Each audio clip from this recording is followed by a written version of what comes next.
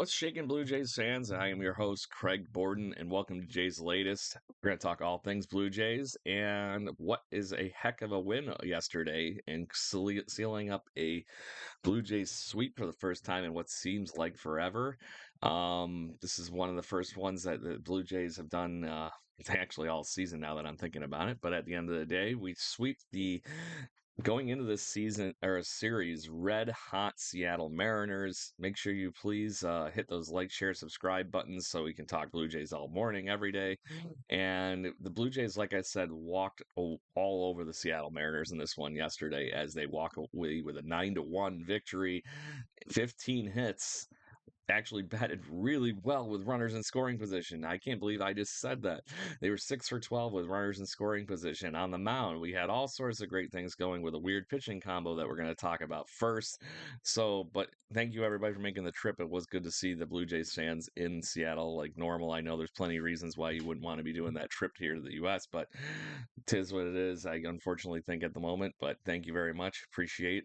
It was good to see all the Blue Jays fans and squeezing the home out in the not so home in Seattle. So let's just talk about this weird pitching combo we had yesterday to start things off for our analysis today. Jose Urena got the start, but he only pitched 2 innings.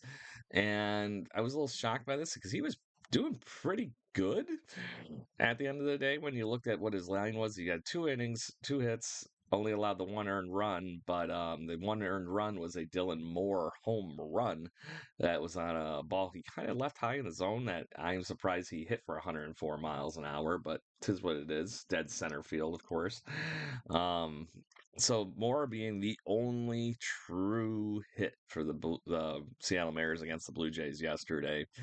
They only had 4 hits against this weird combination. So, like I said, Urena got things off to a good start, got the ball rolling, and then Eric Lauer, Lauer is been having a great season so far in his 4 outings now or 3 outings now. But he got the win after pitching 4 and 2/3 yesterday, only allowing one stinking hit and one other base runner on a walk. But he struck out 5 through the 4 and 2/3 innings and really held these Seattle Mariners in check. The lefty looked really good, keeping especially somebody like Cal Riley off their toes on the right side because that was the fun thing that did it. At least flipped Cal around to the wrong side of the plate for him because he's a switch hitter. Definitely not as potent from the right side, but still a massive power threat. Um, it was an odd combination, but clearly this was part of the plan for the Blue Jays yesterday, and it paid off. It just when it happened, Reina wasn't doing this good, but it just gave me horrible PTSD and flashbacks to the Jose Barrios in the playoff situation. It just seemed like too much tinkering and whatnot, but this plan worked off. So at that point, then Rod comes in to keep things moving, and he ended up having a great outing too. Brandon Fisher comes out, and I believe that was actually his MLB debut. Yes, I was right. So he gets his scoreless inning to just wrap everything up and put a bow on it in this win for the Toronto Blue Jays. And really cool. Like I said, just couldn't imagine the pitching going that well on a day where we basically didn't even know from a week ago who would have even been starting this game because of the spot that Uranus taken over. Um, so let's talk offense because that is where the rest of this game has been talking.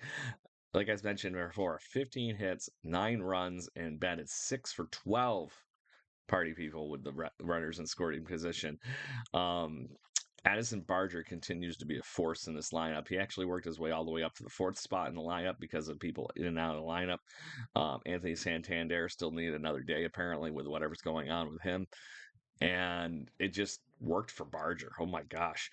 2 for 4 with 2 runs scored, an RBI as well, along with just, why not hit a screamer of a home run yesterday?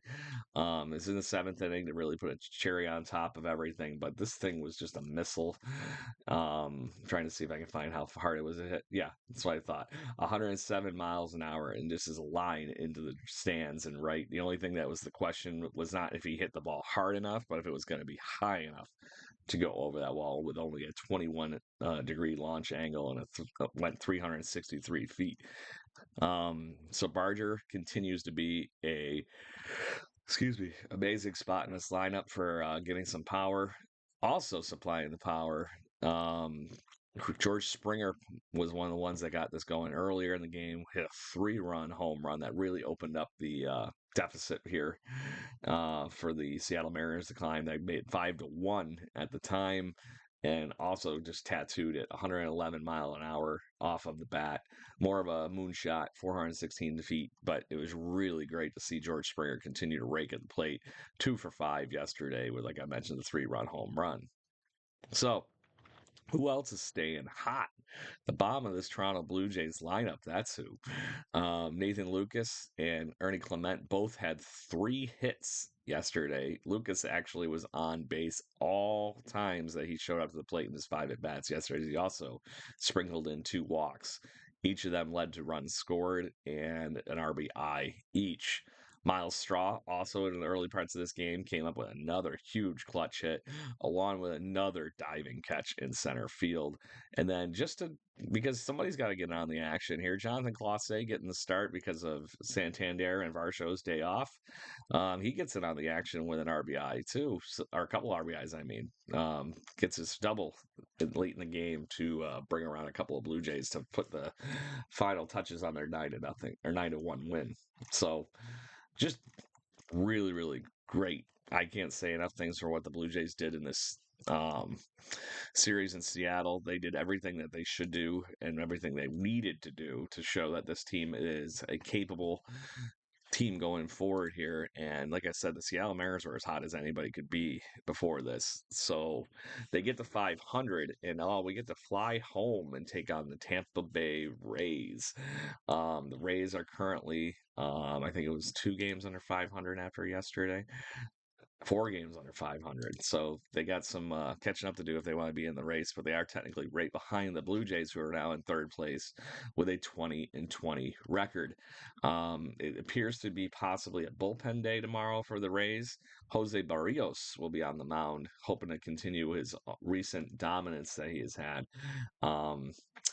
He's got to watch out for Yandy Diaz on this Tampa Bay Riot lineup because he's the one that apparently gets to him the most. Everybody else, I'd say, hasn't had enough at bats to make it look crazy good or different. Yandy Diaz has a home run and is batting 353 and 17 at bats versus Jose Barrios. So, thank you very much for everybody for joining us on Jay's Latest. Please, like I said before, hit those like, share, subscribe buttons if you enjoy what we're doing here. And we will talk all things Blue Jays for you every day we can. Cheers. Have a great day and go Blue Jays.